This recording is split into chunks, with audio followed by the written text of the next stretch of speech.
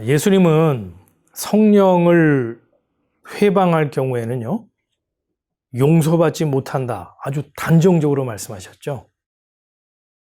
사람의 모든 죄와 회방은 용서받을 수 있으나 성령을 회방하는 것은 용서받지 못하고 성령을 거역하는 것은 이 세상과 저 세상에서도 용서받지 못한다. 이렇게 확정적으로 말씀을 하셨어요. 살인죄, 간음죄, 사기죄, 절도죄, 우리가 이런 건 들어봤어도 성령 회방죄, 이 듣도 보도 못한 죄목이죠. 십계명에 내 하나님 여호와의 이름을 망령되게 부르지 말라, 이런 계명은 있어도요, 성령 회방하면 너 용서받지 못해? 이런 계명은 없죠. 율법에도 없는 성령 회방죄, 예수님이 독창적으로 만들어낸 죄목일까요? 왜 예수님은 율법에도 없고 참 들어도 뭔 말인지도 모르는 이런 뚱딴지 같은 말씀을 하셔서 사람들을 어리둥절하게 하고, 나 혹시 성령 회방죄에 걸린 거 아니야? 라고 교인들을 벌벌 떨게 하시느냐라는 거죠. 도대체 예수님이 말씀하신 성령 회방죄, 성령을 회방하는 죄, 용서받지 못할 그 성령 회방죄라고 하는 게 뭘까요? 우리가 교회에서 알고 또 배웠던 성령 회방죄, 성령 회방이라고 하는 것은 대체로 지금 우리가 얘기했던 그런 내용들이죠. 목사 라이센스를 받고 목회하고 있는 목사님의 뜻을 거역하고 또 목사님의 하시는 그 말씀에 대해서 대드는 그런 행위들, 이런 걸 우리 이제 성령 회방죄라고 많이 들었잖아요. 목사님이 하나님의 종으로서 하나님 앞에 기도하고 계획하고 생각하는 것들에 대해서는 우리가 아멘 하고 지원하고 협조하고 그래야지, 목사님에 대해서 불순종하고 말대꾸하고 이러면 그 성령 회방죄에서 영원히 용서받지 못한다 라는 협박성 발언들을 우리가 많이 들었어요. 또 성령 운동한다고 하는 사람들이 방언 막 하고 병 고치는 일을 막 하잖아요. 거기에 대해서 그거 잘못된 거야 그거, 그럼 막 비판하고 그런 일을 못하게 막 방해하면은 소위 은사 운동한다, 성령 운동한다는 사람이 당신 용서받지 못해, 성령을 회방하다니, 이런 얘기들을 했고요.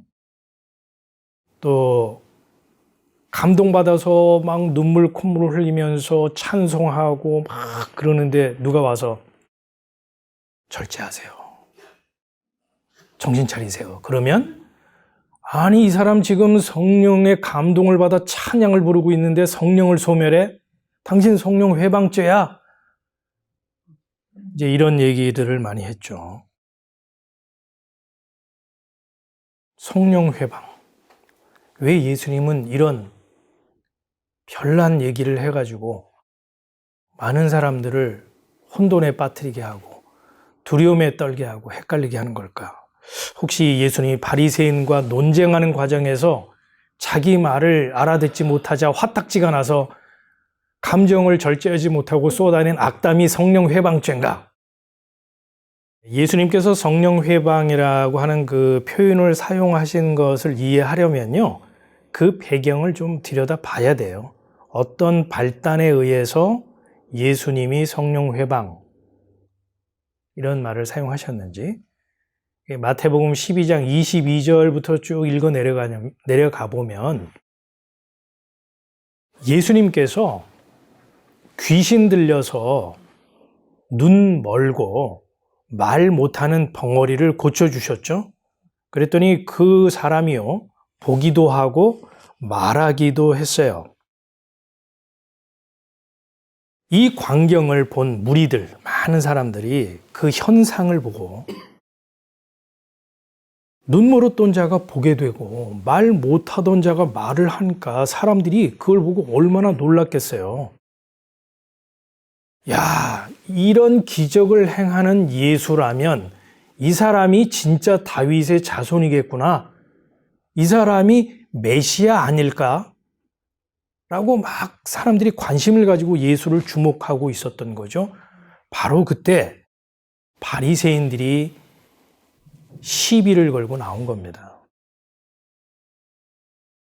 예수가 귀신을 쫓아낸 그것은 귀신의 왕초 바알세불을 힘입어서 그의 사주를 받아서 행한 마귀짓이야.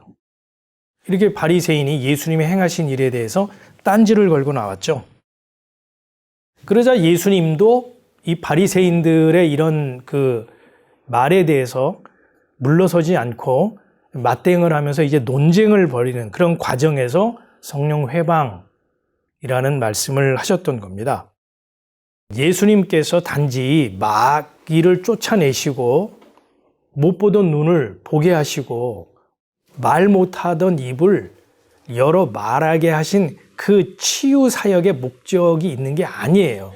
지금 예수님은 귀신 들려 눈 멀고 말 못하는 자를 고쳐줌으로써 지금 뭔가를 영적인 깊은 뜻을, 그 메시지를 전하려는 데 목적이 있었던 겁니다.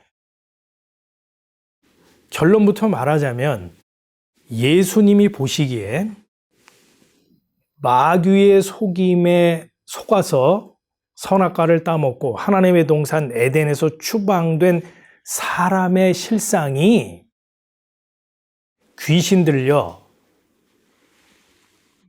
보지 못하고 말하지 못하는 자와 같다라는 것을 무리들과 특히 바리새인에게 말씀하기 위해서 치유사역을 행하셨던 겁니다.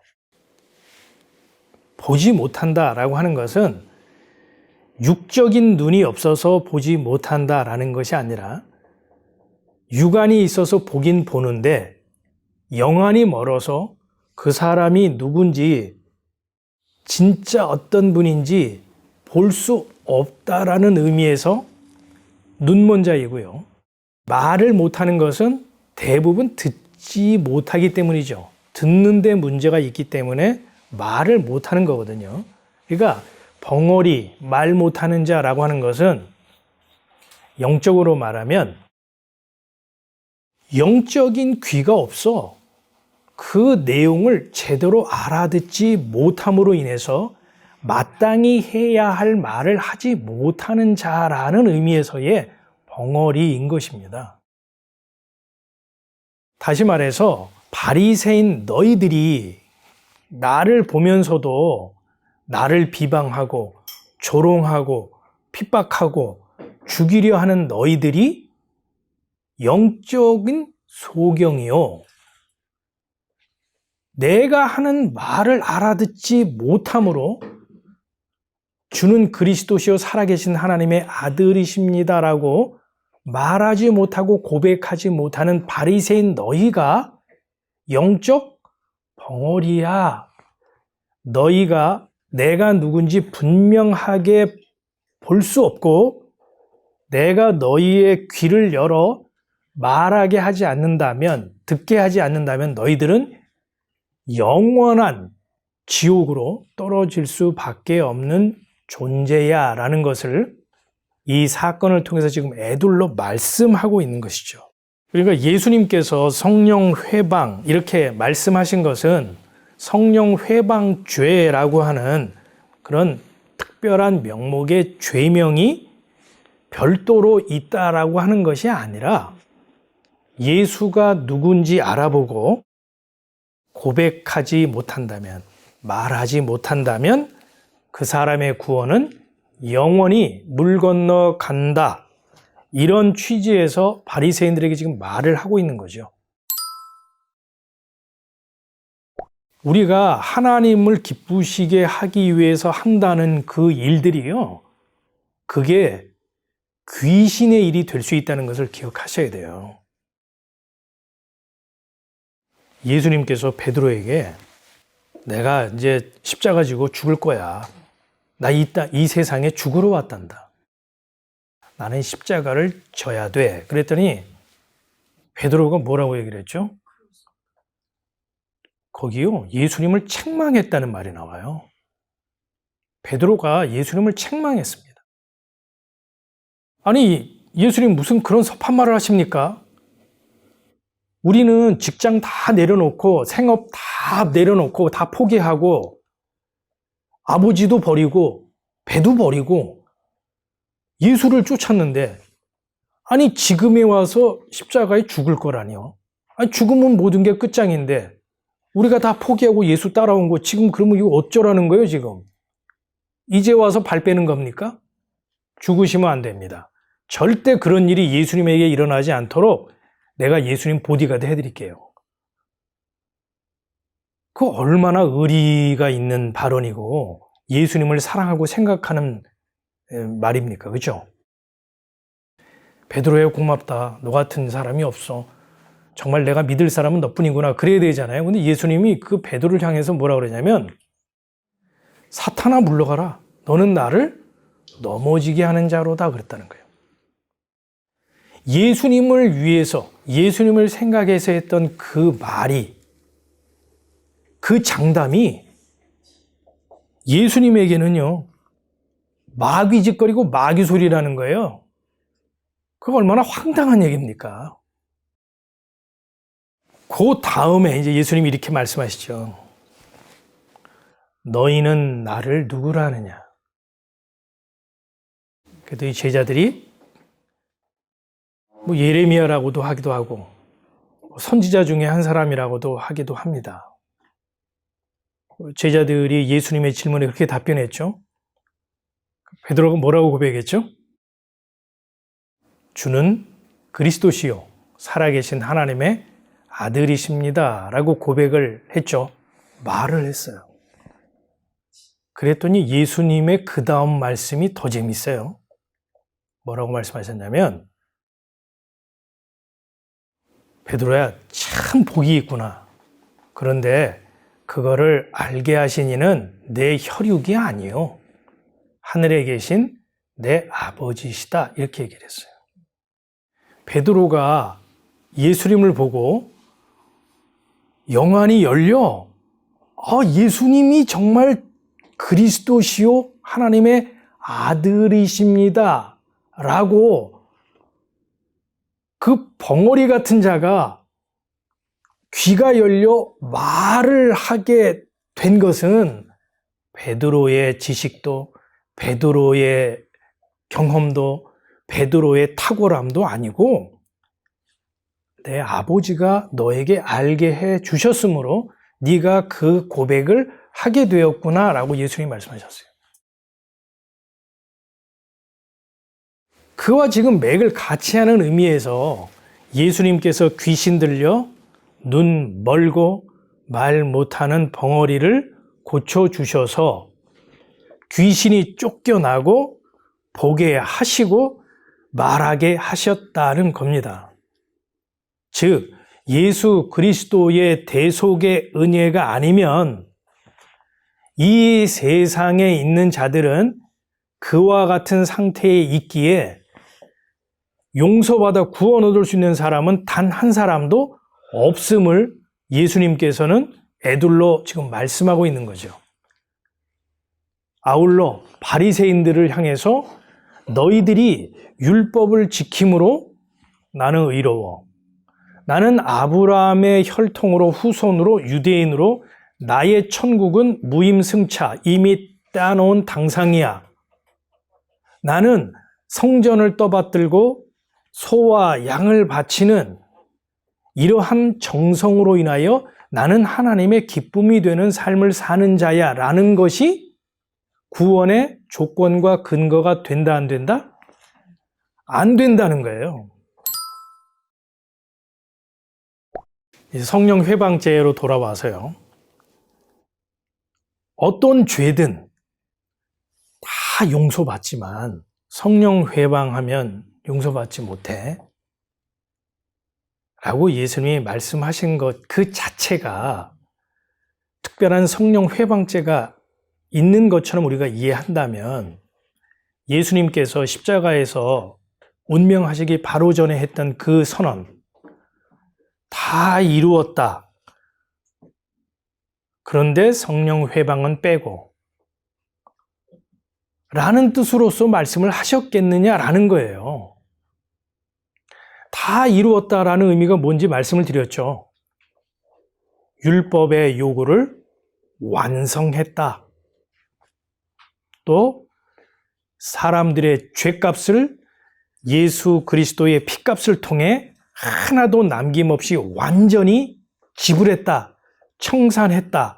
그러므로 구원의 여정에 종지부를 찍고 마침표를 찍고 성취했다라는 선언이라고 그랬잖아요. 다 이루었다라는 말이. 그런 예수님께서 미안해, 성령 회방은 좀 빼자 라는 의미에서 다 이루었다 이겠냐는 거예요, 여러분. 그러면 그건 말이 안 되잖아요. 예를 들어서요, 뭐든지 다 지울 수 있는 지우개입니다. 모든 죄, 어떤 죄도 다 지워버릴 수 있는, 사할 수 있는, 용서할 수 있는 지우개입니다. 단 성령 회방은 빼고요. 그러면 그 말이 앞뒤가 맞습니까? 안 맞습니까? 그걸 뭐라고 그래요? 모순이라고 그러잖아요. 그럼 예수님의 다 이루었다는 선언은 모순이 되고 말겠죠?